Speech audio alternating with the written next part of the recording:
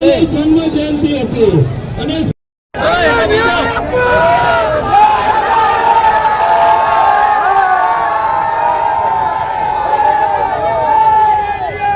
આપણી જે માંગ હતી આપણે એફઆઈઆર કરાવી છે, અડધી રાત્રે એફઆઈઆર કરાવી છે. આપણી જે માંગ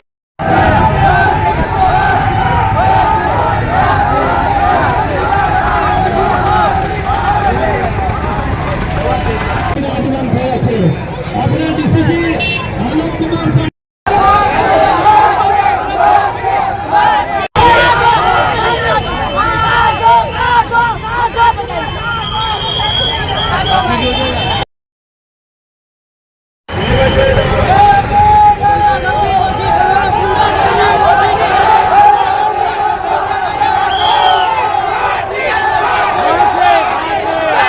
સુરત શહેરના કાપોદ્રા વિસ્તારમાં જે મોડી રાત્રે જે ઘટના ઘટી હતી, જે સપ્પુ વડે 17 વર્ષના કિશોરની હત્યા કરવામાં આવી હતી અને અત્યારે સુરતમાં ફાંસીની માંગ સાથે જે લોકો છે તે મૃતકના જે પરિવારો છે તે અત્યારે ફાંસીની માંગ સાથે ઘટના સ્થળ સુધી જઈ ગયા છે. ખાસ કરીને તમામ દ્રશ્ય સુરતના કાપોદ્રા વિસ્તારના છે, જે ફાંસી આપવામાં ફાંસીની માંગ સાથે તે તમામ લોકો જે છે તે લોકો અત્યારે રસ્તા પર ઉતરી આવ્યા છે. ખાસ કરીને સુરતના કાપોદ્રા વિસ્તારમાં જે ઘટના બની હતી તે ઘટનાને લઈને તમામ લોકો જે છે તે અત્યારે હાલ ઘટના સ્થળ પર જઈ રહ્યા છે.